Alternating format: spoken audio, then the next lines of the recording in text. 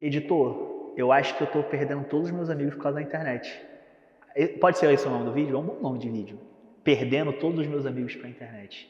E aí eu posso começar num ar bem pastoral assim. Meus amigos, minhas amigas, estamos vivendo um momento muito peculiar. Um momento no qual estamos muito conectados com... Eu tô sem meu smartphone aqui, olha só. Que absurdo isso. Eu quero falar disso e não tô com o meu smartphone aqui, mas ele acaba de surgir aqui, ó. Até caiu o negócio. Estamos muito conectados no momento em que todo mundo tem uma extensão do seu corpo dentro do seu bolso, porque o seu smartphone ele virou uma extensão do seu corpo.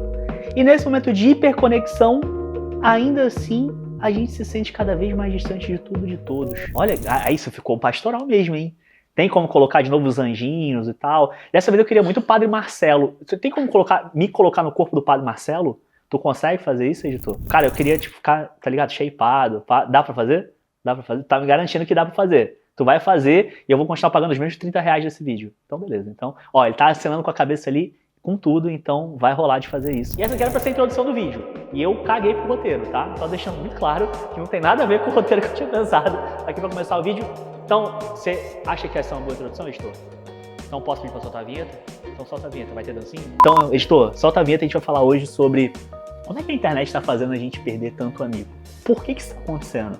Por que a gente está vivendo esse momento tão efêmero da vida em que é mais legal tirar uma foto do prato de comida do que comer o prato de comida efetivamente? Por que isso está acontecendo e quais são os impactos disso tudo? Você já parou para pensar nisso? Não parou? Vai pensar agora depois da vinheta, então solta a vinheta, editor.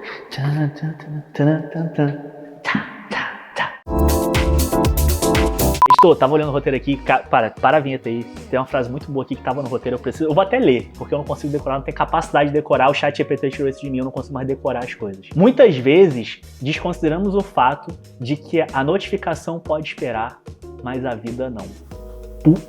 Eu sou a primeira pessoa da minha árvore genealógica que ouviu essa frase e que cunhou essa frase. Pode botar anotado aí, que essa daí, agora solta a vinheta, que agora eu já dei minha canetada, então tá valendo. Editor, ainda somos amigos? Editor não, porque editor de vídeo, quem é amigo de editor de vídeo tá errado, mas ainda somos amigos? Você que tá aí do outro lado da tela, a gente ainda é amigo? Eu tô aqui toda semana vindo, fazendo live, falando com você e tal, mas eu queria contar uma história pra vocês, assim, se é que vocês me permitem contar uma história pra vocês. Eu vou participar e vou organizar um daqueles eventos que de fato falam que você é uma pessoa adulta. É um daqueles eventos que mexem com a vida das pessoas, que é um grande ritual, que muita gente fala, ah, eu não quero fazer, eu nunca sonhei com isso e tal. Até você encontrar uma pessoa na sua vida e que você vai falar, pô, agora eu quero fazer esse evento, eu quero participar disso. E é um daqueles eventos também que você já arruma briga na lista de convidados. Porque se você não convida aquela tua tia que tu odeia, tem vontade de dar uma rasteira nela, empurrar da escada, ela vai, tipo assim, ficar falando mal de você. E aí se tu convida aquela tia, mau caráter, ela vai pro teu evento e ainda fica falando mal, essa salgadinha aqui tem uma qualidade ruim, cadê o camarão desse salgado? Só tem o cheiro do camarão, essa bebida não presta, não sei o que e tal. É um daqueles eventos em que você precisa convidar pessoas que são seus amigos, são seus parentes, são seus familiares, para celebrar uma grande coisa, uma grande união que está vindo aí, uma nova família se formando. Eu não preciso falar qual é esse evento, você já entendeu do que eu tô falando, mas eu quero contar essa história para falar sobre amizade.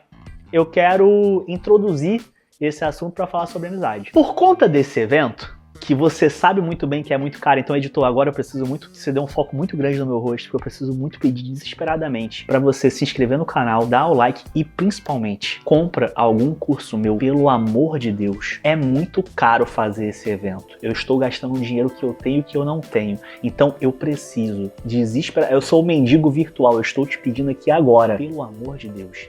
Vira meu aluno e se inscreve no canal também, que isso é de graça. Isso aí não vai derrubar teu dedinho, não. Então se inscreve no canal, dá teu like também e considera vir aqui na descrição e dá uma olhada nos links aqui da descrição, porque tem nossos cursos aí e tal. Mas é isso. Pedido feito? Podemos continuar? Então vamos continuar. Por conta desse evento, então, eu tenho me conectado com vários amigos de várias fases da minha vida. Tipo assim, pô, um amigo meu de infância, que estudou comigo no prézinho, pô, amigo meu de adolescência, que estudou comigo no ensino médio, época de vestibular, que não sei o quê, amigos de faculdade, amigos de trabalho, amigos depois da faculdade e tal. E você acaba nesse período, nesse processo, se conectando com essas pessoas através de onde?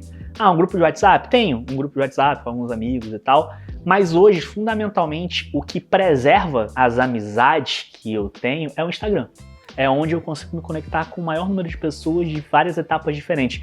Esse meu amigo do prezinho, não tem nenhum grupo com ele. E eu também não tenho assunto suficiente com ele pra ficar mandando mensagem no WhatsApp todo dia. Ele, mora em outro estado, mora em outro lugar, que não sei o que, tem a vida dele, eu tenho a minha e tal, mas a gente continua sendo amigo por essa conexão que a gente fez ali na infância. E eu tenho uma coisa pra confessar aqui também. Eu também me olho muito stories do Facebook. Eu confesso, eu sei que isso é ruim, eu sei que isso é um tipo de vício, eu sei que isso é um tipo de problema, mas eu preciso confessar, eu preciso ser honesto com você, eu também olho os stories do Facebook, porque no Facebook tem gente que eu não tenho no Instagram, então tem uma galera muito das antigas que eu tô ali fofocando. E é interessante você observar como as pessoas, elas têm uma hiperconexão com os stories fundamentalmente, como os stories eles foram uma grande mudança de paradigma. Inclusive, bota aqui no card, editor, porque tem um vídeo aqui no canal em que a gente fala sobre essa mudança, como é que a gente saiu do gráfico social para o gráfico de interesse, e como os stories eles foram um catalisador disso. Esse vídeo é bem legal, vale a pena você dar uma olhada lá depois, mas fica aqui primeiro, vem ver esse vídeo aqui primeiro. E como eu fico vendo a vida das pessoas através desses stories, parece que eu nunca me desconectei delas, porque eu sei absolutamente tudo que essas pessoas estão fazendo. E com isso eu consigo fazer parte da rotina deles. Mas recentemente aconteceu uma parada que é o principal motivador de fazer esse roteiro, fazer esse vídeo e tá falando isso aqui com você que tá aí do outro lado. Vou continuar minha história agora. Nessa vida de internet, a gente acaba fazendo algumas web amizades, pessoas que você tá trocando ideia todo santo dia, a pessoa tá reagindo às suas histórias, você tá trocando ideia com ela, é um amigo de um amigo, um primo, uma coisa que você encontrou, que você viu, que não sei o que e tal. E recentemente eu passei por uma dessas situações de conhecer pessoalmente uma pessoa que era uma web amizade, uma amizade virtual, uma pessoa que eu conhecia através do trabalho e que a gente, tipo assim, tava sempre trocando ideia, que não sei o que e tal, e acabou que a gente se encontrou num evento, e nesse evento a gente ficou ali trocando uma ideia e tal, e aconteceu uma parada que particularmente me incomodou muito, e pessoa que está vendo esse vídeo, se você for essa pessoa, saiba que você está desconvidado do meu casamento, eu não quero te convidar do meu casamento, porque eu achei você uma pessoa chata. Mentira, não, calma. Mas eu vou contar essa situação aqui, se você se reconhecer aí e quiser trocar uma ideia verdadeiramente no direct, pode chamar, mas esse aqui é um shade pra você, tá? Mas, basicamente, o que aconteceu? Eu conheci essa pessoa nesse evento, a gente trocava stories ali, que não sei o que e tal, e nessa conversa, que foi uma conversa meio inábil, eu percebi uma coisa que me chocou. Eu sabia absolutamente tudo da vida dessa pessoa. Cara, os projetos que ela fechou, os projetos que ela tocou, com quem ela teve, o almoço, eu sabia até o café da manhã da pessoa naquele dia, porque ela é uma pessoa extremamente online. E eu já fui assim também. Eu já fui muito online nos meus perfis pessoais, que não sei o que e tal. Hoje eu canalizo minha energia pros perfis do Hack da Coco, que inclusive você podia seguir. Agora, se você não segue, você pode botar lá no seu Instagramzinho, ó, Hack da Coco, ou da própria Coco, em que eu tento postar um pouco mais dessa rotina lá, mas uma rotina menos vida pessoal, mais trabalho, que não sei o que e tal, que foi uma decisão minha que me ajudou muito. E no meu perfil pessoal, eu me tornei extremamente low profile, e não só low profile, como a única coisa que eu compartilho no meu Instagram pessoal são memes de baixíssima qualidade ou de qualidade e humor duvidosos, em que as pessoas elas ficam se questionando por que elas ainda me seguem. E foi muito chocante perceber que eu sabia tudo da vida dessa pessoa e ela não sabia quase nada da minha vida, justamente porque eu não estava mais me expondo da maneira como eu me expunha antes. Essa percepção de que ele sabia quase nada sobre mim e ainda assim eu considerava ele amigo porque eu tinha essa interação virtual com ele me deu um choque de realidade muito grande. Porque a conversa, ela parecia muito unilateral, eu parecia muito um stalker bizarro, que sabia tudo da vida da pessoa e ela não sabia nada da minha. E enquanto eu seguia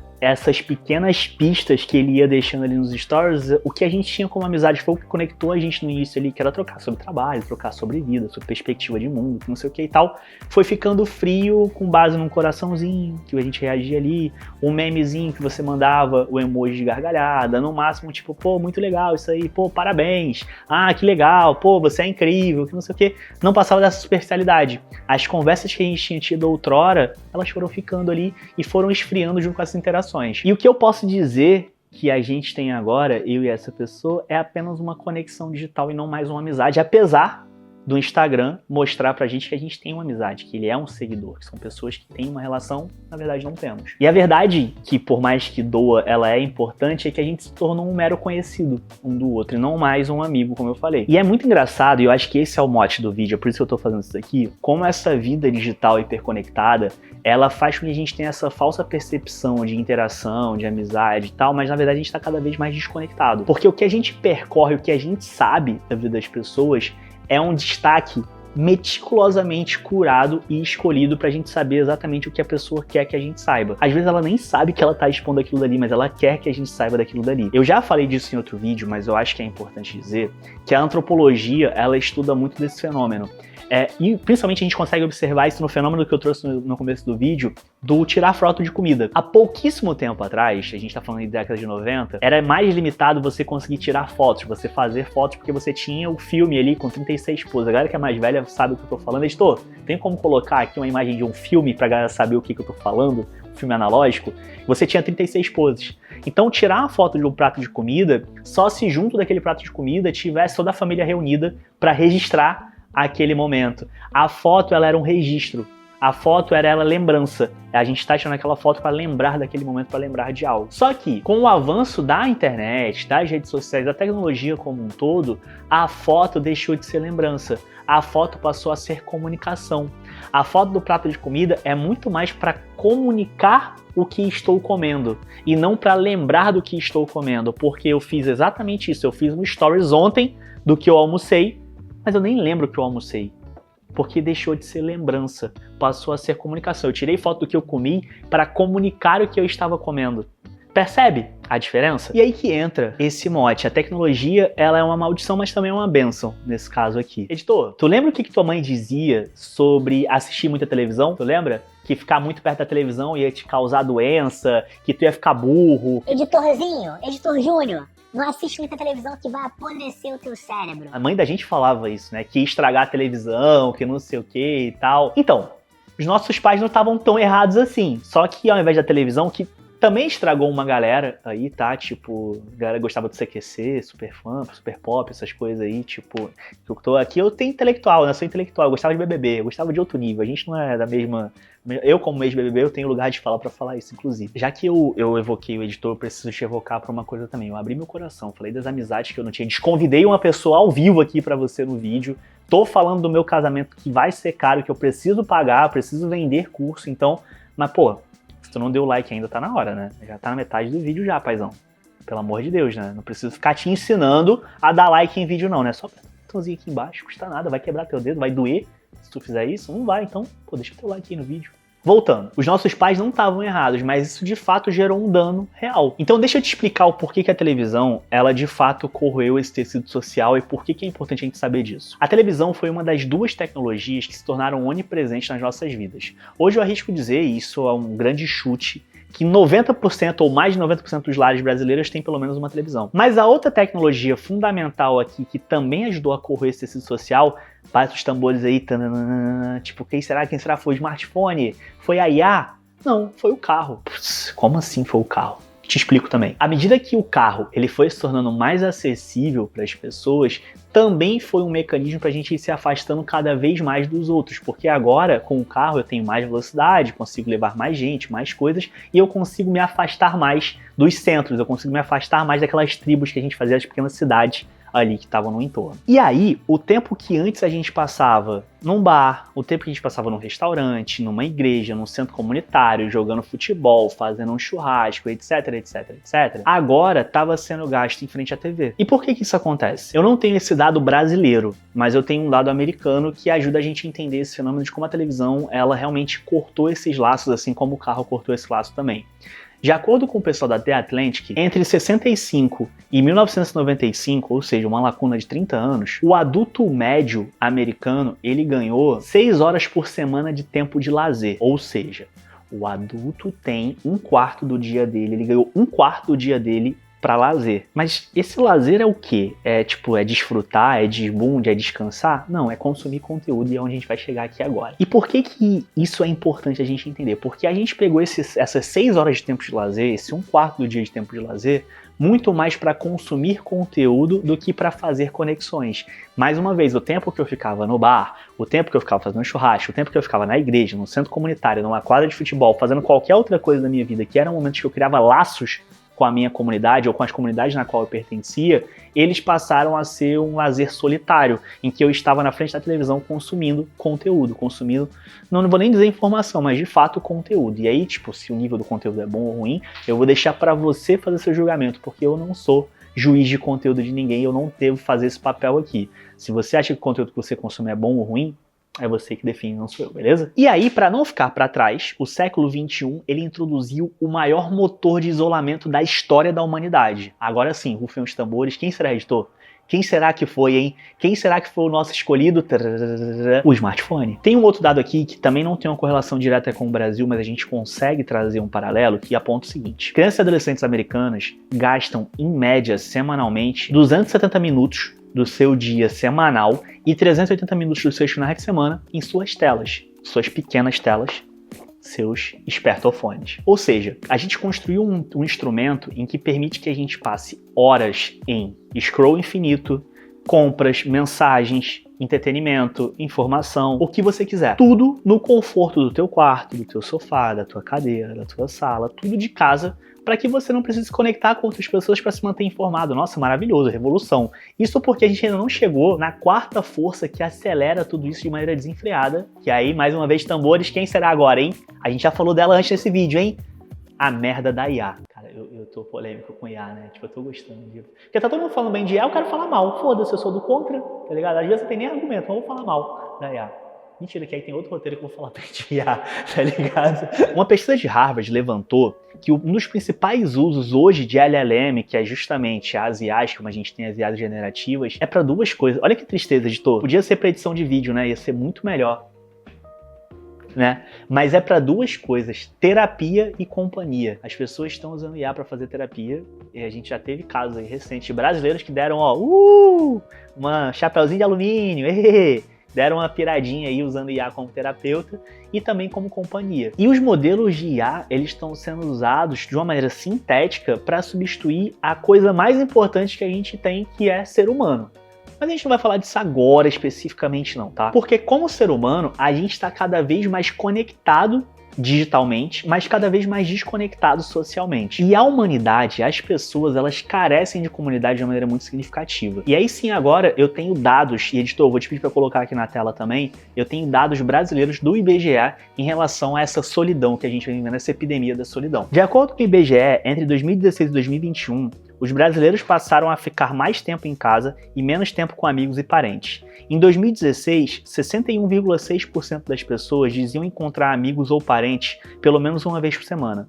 Em 2021, esse percentual caiu para 53,3%. O tempo médio dedicado à atividade social presencial, como visitar amigo, parente ou participar de eventos, diminuiu especialmente depois do lockdown. Uma outra pesquisa do Datafolha de 2022 apontou que 1 em cada 3 brasileiros relatou aumento da sensação de solidão após o isolamento social provocado pela pandemia. O sentimento de conexão com uma comunidade local é baixo. Apenas 18% dos brasileiros afirmam se sentir muito conectados ao bairro ou à vizinhança, segundo o levantamento do Instituto Cidades Sustentáveis. Os jovens e adultos solteiros são os mais impactados. A solidão ela é mais frequente entre pessoas de 16 a 24 anos e entre solteiros, de acordo com o IBGE. Entre os jovens, a proporção dos que se sentem sozinhos frequentemente chegou a 40% em 2022, de acordo com a pesquisa da Fiocruz. Esses dados eles mostram que o isolamento social e a redução de tempo de convivência presencial são problemas crescentes no Brasil, especialmente entre jovens e pessoas solteiras, refletindo as tendências globais. Então, para a gente concluir aqui, eu acho que eu trouxe muito dado, eu trouxe muita história, eu trouxe muita coisa, mas a gente precisa dar um fio para essa história aqui. E a gente precisa olhar um pouco pro futuro. Eu não sei se para você é nítido, mas para mim é muito nítido que cada vez mais a gente, enquanto sociedade digital, a gente está se encastelando em grupos. A gente está buscando de volta essa questão de participar de grupos de comunidade, de grupos de WhatsApp, de grupos de memes, etc, etc, etc. As redes sociais, elas são cada vez menos sociais justamente porque elas rasgaram esse tecido social. A gente agora tem uma relação muito superficial sobre o que é amizade de fato. E por que é tão importante a gente buscar esses grupos? Porque normalmente esses grupos são grupos que têm uma moderação mínima, e é importante que eles tenham uma moderação mínima, é importante que a gente tenha uma comunidade de pessoas falando coisas que são interessantes pra gente e que, fundamentalmente, elas têm objetivos em comum ao nosso e problemas em comuns também, independente do lugar geográfico que a gente esteja. No entanto, a gente, apesar de saber dessa importância, a gente está vivendo uma sociedade em que cada vez mais as pessoas estão se confrontando com chatbot, em cada vez mais as pessoas estão procurando automações, cada vez mais as pessoas estão querendo automatizar o que não se deve automatizar, que é o relacionamento. E aí a gente faz aquele questionamento que eu acho que dói a gente perceber, mas que é importante que a gente perceba. Por que é mais cômodo eu falar com um chatbot, com uma IA, do que eu falar com um ser humano, com passar pelo desconforto inicial de conversar com um ser humano? Por que a gente foge disso? Qual que é o objetivo dessa fuga? Porque a gente tem medo de se confrontar com o contraditório.